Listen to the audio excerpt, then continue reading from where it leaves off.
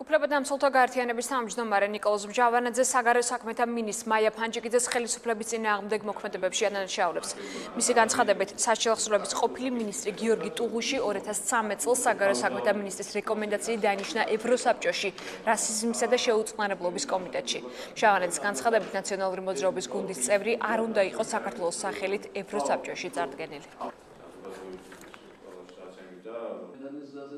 საქართველოს სახელით აგზავნი ნაციონალებთან დაახლოებულ პირს და შემდგომში რა ტიპის ინფორმაციები, არა ტიპის რეზოლუციები, დოკუმენტების იმედად უნდა ვიყოთ ჩვენ, იმიტომ რომ ეს ადამიანი მუშაობს იქ ნაციონალებზე, ჩემი ღრმარწმენით და შემდგომში ეს ყველაფერი აისახება სხვადასხვა ტიპის დოკუმენტებში. მე გარჩეული ვარ საქართველოს სახელით და საქართველოს არ წარმოვადგენ.